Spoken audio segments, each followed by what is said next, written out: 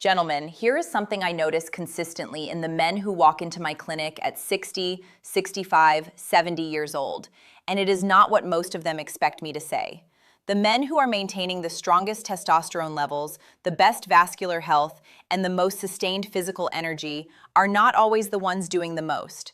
They are not the ones spending 2 hours in the gym or running marathons or following the most complicated supplement protocols.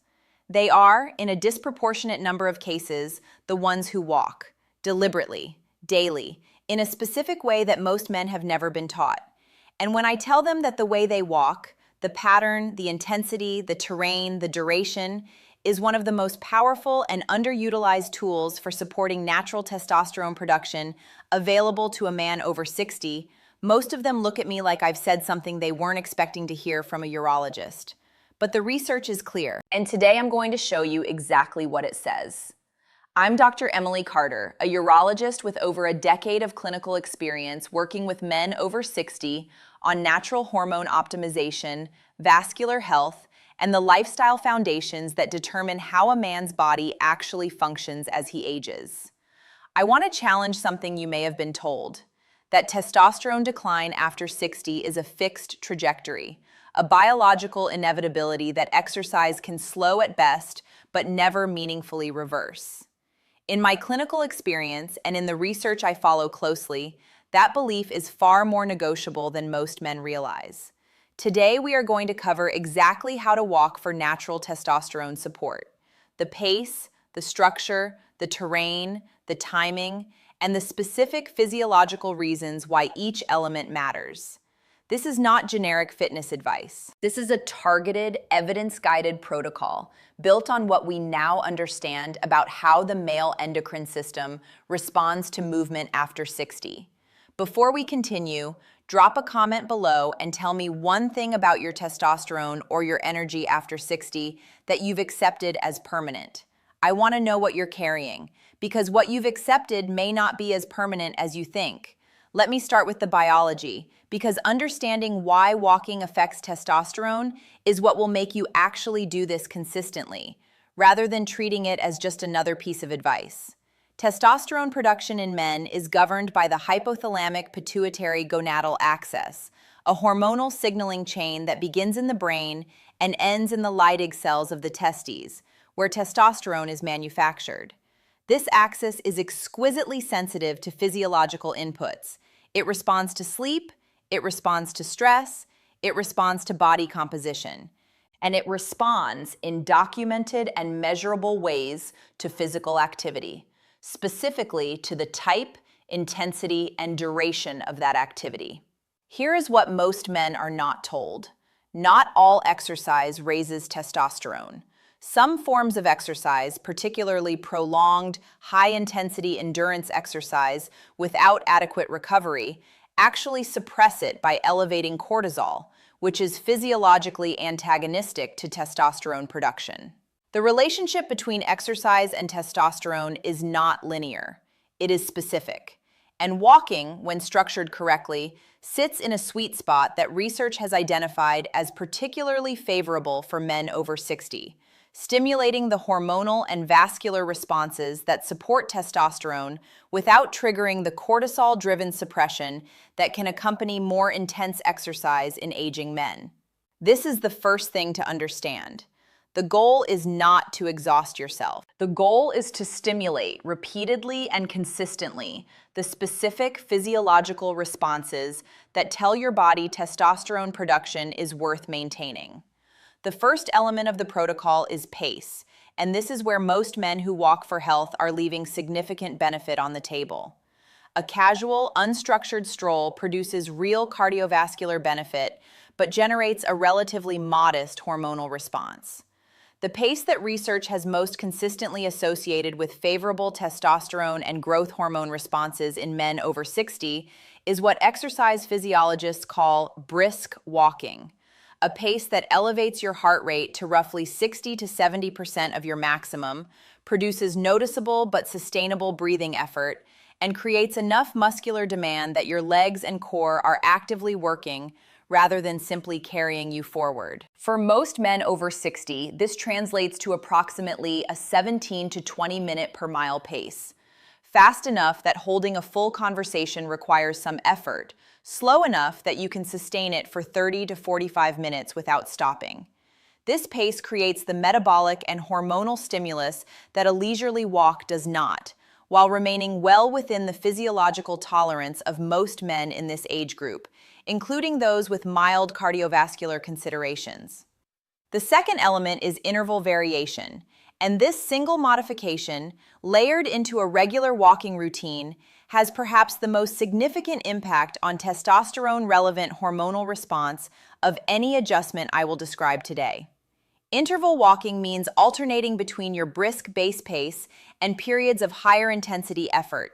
Not running, but power walking at a pace that genuinely challenges you for a defined period before returning to your base pace. Research published in the Journal of Clinical Endocrinology and Metabolism and in several subsequent studies on exercise and male hormonal health has documented that interval-style exercise, even at the moderate intensities achievable through walking, produces significantly greater acute testosterone and growth hormone responses than steady-state exercise at the same overall duration.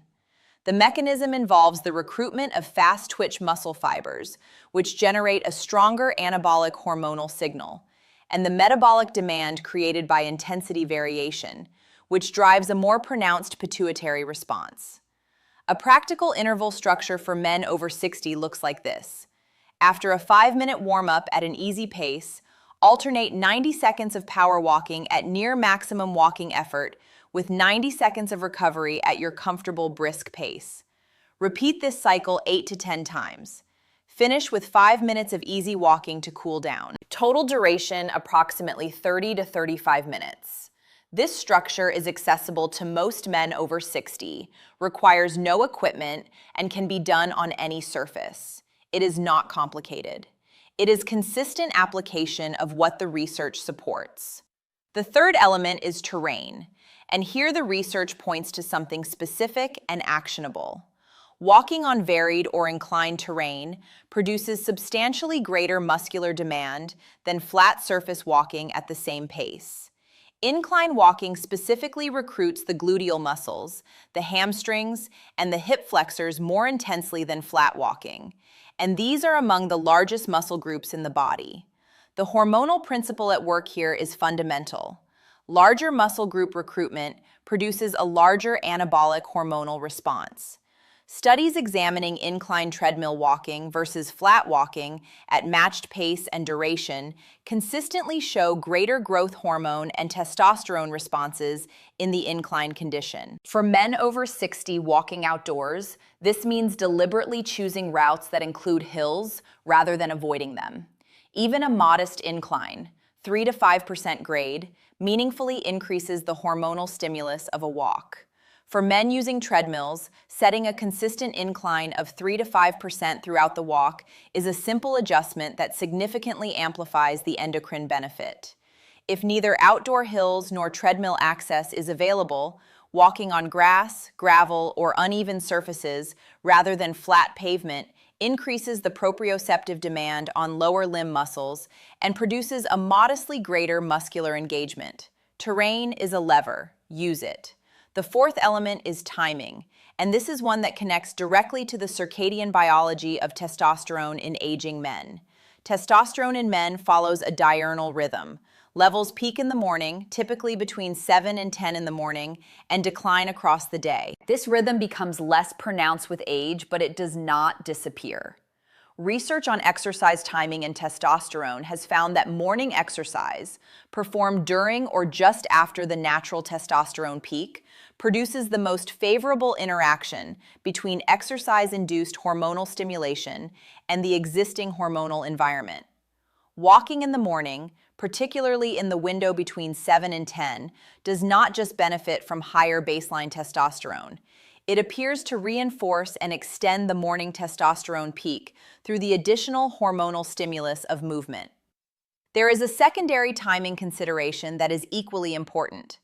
Morning outdoor walking exposes men to natural light, specifically to the short wavelength blue light present in morning sunlight that entrains the circadian clock and supports the hormonal rhythms governed by it, including the testosterone-relevant signaling of the hypothalamic pituitary gonadal axis. Research on light exposure and male hormonal health has found measurable associations between consistent morning light exposure and more robust testosterone rhythms in aging men. This is not a minor or peripheral effect. It is a foundational circadian input that most men over 60 are not consistently receiving. The fifth element is arm engagement, and this is almost universally neglected by men who walk for health, despite having a clear and documented physiological rationale. Walking with active bent arm swing, elbows at approximately 90 degrees, hands relaxed, driving the arms deliberately backward and forward in opposition to the legs, increases total body muscular recruitment, elevates heart rate by approximately 10 to 15% at any given pace, and meaningfully increases metabolic demand and caloric expenditure compared to walking with passive arm carriage. From a hormonal standpoint, the additional upper body muscular engagement increases the anabolic signal generated by each walk. From a cardiovascular standpoint, it improves the cardiac output and vascular response. And from a practical standpoint, it makes brisk walking feel more energizing and purposeful, which matters for adherence. Active arm engagement also engages the core musculature more consistently throughout the walk, which has implications for posture, spinal health, and the reduction of the anterior pelvic tilt that many sedentary men over 60 develop, and that is associated with reduced hip extension and gluteal activation, two factors that directly impair the quality of the muscular stimulus generated by walking. The sixth element is duration and weekly structure. And here the research gives us a clear and specific target. For the testosterone-supporting effects of walking to be sustained rather than acute, the protocol must be consistent enough to produce chronic adaptations in the hormonal and vascular systems, not just temporary spikes. The research literature on exercise and testosterone in men over 60 converges on a weekly volume of roughly 150 to 200 minutes of structured walking, spread across 5 to 6 sessions rather than concentrated into fewer, longer sessions. Daily or near-daily walking maintains the hormonal stimulus consistently, prevents the detraining effects that occur even within 48 to 72 hours of inactivity, and supports the circadian and vascular adaptations that accumulate with sustained practice. 30 to 40 minutes of structured walking, 5 to 6 days per week, incorporating the interval structure I described earlier at least 3 of those sessions. This is the weekly framework that the evidence supports most consistently for men over 60, pursuing natural testosterone optimization through walking. The seventh element is what you do immediately after. And this is something almost no one discusses in the context of walking for hormonal health. The post-exercise window, particularly the 30 to 60 minutes following a testosterone-stimulating walk, is a period of heightened hormonal sensitivity in which the inputs you provide to your body either amplify or blunt the hormonal response you just generated. 2 inputs matter most in this window. First, protein. Research on post-exercise protein consumption and hormonal response is extensive and consistent. Consuming 20 to 30 grams of high-quality protein within 30 to 60 minutes of completing a testosterone-stimulating walk supports muscle protein synthesis, reduces the catabolic cortisol response that follows exercise, and enhances the net anabolic effect of the hormonal stimulus you generated. For men over 60 who already face reduced muscle protein synthesis rates compared to younger men, this post-walk protein window is particularly important. Eggs, Greek yogurt, fish, or a quality protein supplement, 20 to 30 grams within the hour. Second, avoid prolonged sitting. Research on sedentary behavior and testosterone has found that sitting for extended periods immediately following exercise can blunt the testosterone response generated by that exercise. This is a frustrating irony that most men are unaware of. After your walk, aim to remain reasonably active for at least the following 30 to 60 minutes: standing, light household activity, or a brief additional walk before settling into extended seated rest. The hormonal response you work to generate deserves the opportunity to fully express itself. The eighth element is mindset during the walk, and I include this not as a soft or motivational point, but as a genuinely physiological one. Research on cortisol, testosterone, and psychological state during exercise has found that men who approach exercise with a sense of agency, purpose, and challenge, who walk with intention rather than obligation, show more favorable testosterone to cortisol ratios following exercise than men who approach the same exercise with anxiety, reluctance, or stress. The psychological state during exercise is not separate from the hormonal response to it. They are connected through the same axis, the HPA axis, that governs both cortisol and the signaling environment for testosterone. Walking with purpose, with physical engagement, with a genuine sense of reclaiming something. This is not motivational language, it is endocrine reality. Now let me give you the complete protocol in a form you can begin this week. Starting tomorrow morning, set your alarm 30 minutes earlier than usual. Walk within the first 90 minutes of waking, outdoors when possible, in morning light. Begin with 5 minutes at an easy warm-up pace. Move into your brisk base pace, 17 to 20 minutes per mile, conversational but effortful, for 10 minutes. Then begin your intervals. 90 seconds of power walking, 90 seconds of recovery pace, repeated 8 times. Finish with 5 minutes of easy cool-down walking. Total time approximately 35 minutes. Engage your arms actively throughout. Choose terrain with incline when available. Do this 5 to 6 days per week. On the 3 days you include intervals, use the structure above. On the remaining 2 to 3 days, walk at your sustained brisk pace for 30 to 40 minutes without formal intervals. These are your aerobic-based sessions, and they matter for vascular and cardiovascular adaptation. Within 30 to 60 minutes of completing each walk, consume 20 to 30 grams of protein. Remain active for at least 30 minutes before extended sitting. Track 2 things in the first 4 weeks: your energy across the day, particularly your morning energy and your mid-afternoon baseline, and your physical strength and endurance during the walks themselves. Most men notice meaningful improvements in both within 3 to 4 weeks of consistent, structured walking, which reflects the vascular and muscular adaptations beginning to occur. Testosterone changes measured in blood work typically require 8 to 12 weeks of consistent practice before they are clinically meaningful. If you have not had a hormone panel recently, schedule one now as a baseline. Total testosterone, free testosterone, SHBG, LH, and cortisol. Then repeat it at 12 weeks. The data will tell you what your body is doing in response to what you are giving it. Gentlemen, I want to say something directly. The men I see in my practice who have maintained the strongest testosterone profiles into their 60s and 70s are not the ones who found the most dramatic interventions. They are, with remarkable consistency, the ones who found the right daily habits and applied them without interruption. Walking, structured, intentional, consistent walking, is one of those habits. It is not glamorous. It does not require a gym membership or expensive equipment or a complicated program. It requires 35 minutes, a pair of shoes, and the decision to reclaim what your body is still capable of producing. Your endocrine system is listening to every signal you send it. Every morning walk tells it that you are physically active, metabolically alive, and hormonally worth maintaining. Send that signal every day. Your body will respond. If this video gave you something useful, share it with a man over 60 who has accepted that his testosterone is simply gone. Because acceptance is not the only option. I'm Dr. Emily Carter. The research we covered today makes one thing unmistakably clear.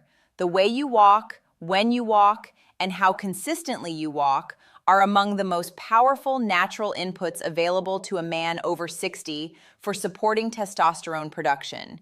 And every element of the protocol I described today is within your reach starting tomorrow morning. Take care of yourself, and I'll see you in the next one.